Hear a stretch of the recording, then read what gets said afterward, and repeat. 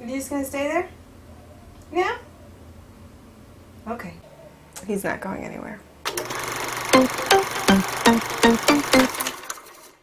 What's up, guys, and welcome back to Cine Club. As you probably already know, I'm Maria, and this is a show where we watch movies that have recently come out, and I review them for you. And the movie I saw this week was X-Men: Days of Future Past. If I could summarize this movie in one word for you, it would be finally. Finally, an X-Men movie that is worth watching. I know a lot of people were very excited when they first heard about this movie, but I was still a little bit apprehensive, only because the last 3 X-Men movies were just a big downer for me. But now I can safely say that the X-Men movie I have been waiting to see is finally here. So the movie takes place in a dystopian future where all the mutants are being attacked by these sentinels, and all the humans that have the gene mutation are also being attacked. So in order to stop this horrible war, the X-Men are trying to get Wolverine back in time, back in 1973, so he can stop the chain reaction that will lead to the destruction of humans and mutants alike in the future. I was so glad to have an interesting plot once again in an X-Men movie. There's that conflict between the humans and the mutants,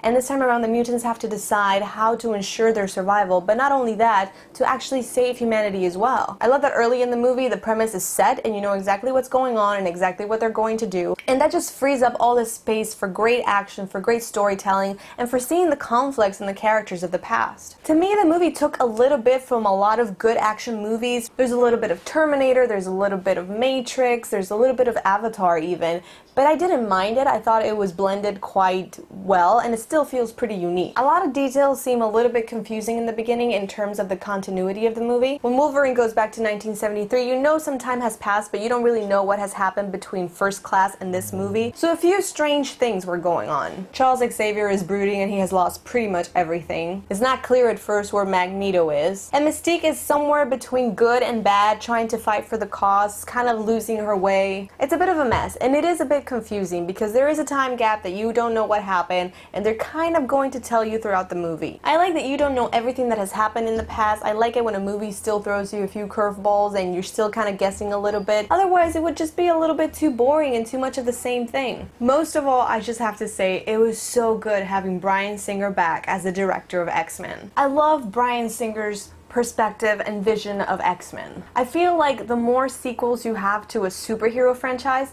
the more cheesy and cartoonish it can get. But with Bryan Singer back, it feels exactly like you want the X-Men to feel. It feels powerful and it feels relevant even. Because everybody knows that things just turned wrong with the 3rd X-Men movie. Bryan Singer was working with the X-Men movies, and then he left the project to start the Superman franchise with Superman Returns, and that didn't go so well, and we all know the 3rd movie of X-Men did not go well at all. It was horrible, it was a huge disappointment, and then all these other movies started coming out of X-Men Origins and all the Wolverine movies, and then we just started to get our dignity back when First Class came out, and now we have this movie, and Bryan Singer just did a great job at it. I loved it. It feels a lot like the first one in 2000. It's not the same, but it's got that feel to it, you know. I can't really explain it. I just think it was the perfect way to reboot the franchise. Maybe not reboot, but refresh, I guess is a better word for it.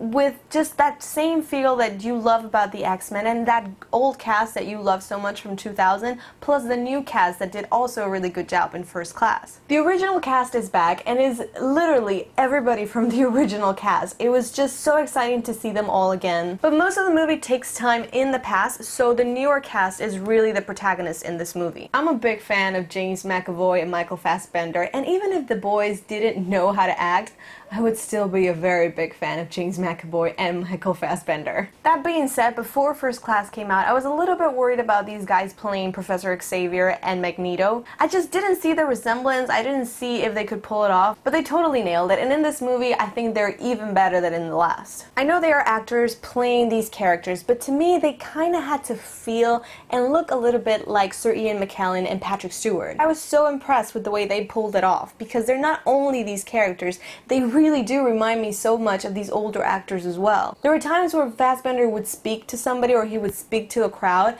and I would just feel like it was Ian McKellen. They just played it so well. The movements, the mannerisms, even the voices, they're not particularly different, but there's just something there that reminds me so much of a younger version of Patrick Stewart and Ian McKellen, they were really sensational. One of the biggest struggles in the movies is trying to get Charles Xavier and Magneto back together on the same team, and I love how they portray their friendship. I love the conflicts between them, and I love the fondness that they have for each other. Bottom line, I love them. They did a great job. One of the things I used to get really upset about with the X-Men movies is that they would always have Wolverine as the main character. And I love Wolverine. I think Wolverine is one of the coolest X-Men. But after a moment, it's like, enough, you know, he doesn't have to be the lead character in all the X-Men movies. That's something I really liked about this movie, because even though Wolverine is the one who's taking you through this journey, he is not the main character. But it's really about the conflict that these younger characters are having. They're still trying to find their way. They're struggling.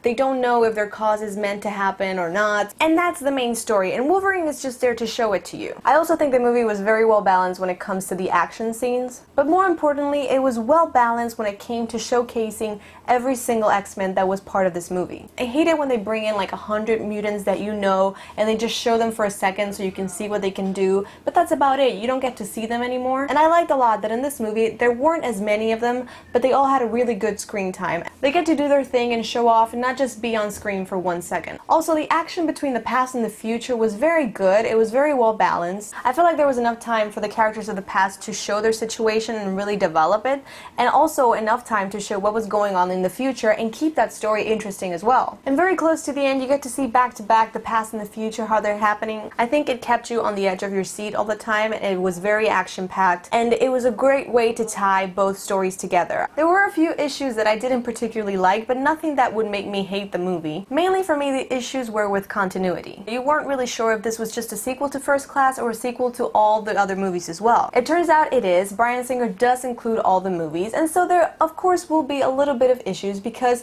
the X-Men movies have passed on through many hands of many directors. But I think Singer did the right thing in including all the movies, because if you are going to have the original cast, you need to include the original stories that happened to that cast and to those characters. So I was very happy that he did that, even though there were a few problems with it. I just think it takes a lot of balls to come in and take the X-Men franchise in your hands and say, you know what?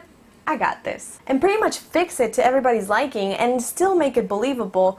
I think it was perfectly handled. I was so happy that they did this movie the way they did. It ties up everything together very well, and I love that it includes all the way back to the X-Men 2000, because it is necessary to do that, in my opinion. I don't think you can just pretend that some of these movies did not happen. You have to include them, and they did. And because there are a few continuity problems, and because the movie is set in the past, Wolverine has bone claws, and I just hate bone claws. They're never gonna be as cool as the other claws that you're used to. There's not that shing sound. They just seem gross. They are gross, actually. The other thing I didn't particularly like, although it's not a really big issue, was that Peter Dinklage didn't seem horrendous to me. He is so eloquent and so rational about what he wants to do. I mean, I totally get it. I'm not supporting it, but I get what he's trying to do, and he's trying to keep his nation safe. He's trying to keep humanity from being extinct in front of these new and superior beings, which are the mutants. I just feel like he was meant to be the bad guy, but I never really wanted anything bad to happen to him. Like, I didn't hate him. It could also be that I'm particularly fond of Peter Dinklage because of Game of Thrones, but that's just me. So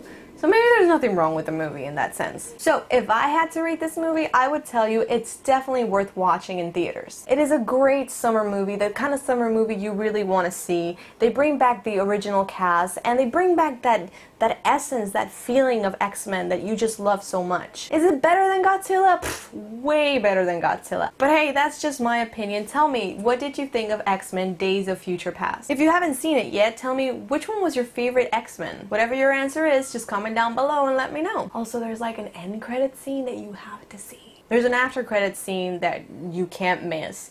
And if you don't know what the scene means, don't worry, I wasn't entirely sure, but just Google it because it's very promising and it was awesome. Guys, that's everything for this episode of Cine Club. I hope you enjoyed watching this review as much as I enjoyed talking to you about this movie. If you liked the video, go ahead and give it a thumbs up. You know that is always appreciated. And if you really like the video, go ahead and share it with someone. Don't forget to subscribe to the channel. I got a movie review every week for you. And don't forget to find me on all the social media. I'm on Facebook, Twitter, Google+, Instagram. Just find me. I'll leave all the information down below. But as always, guys, thank you so much for watching. I hope you have a great week, and I will see you on our next movie date. It's all talk and it's all about how are we going to destroy these creatures, and I don't care about it. Just show me Godzilla. Just bring him out. Bring him out, please. And you know what? I don't think that's an irrational request, considering this is a Godzilla movie, and this is exactly what you expect when you go to the theaters to see a movie like this. You excited? Clearly.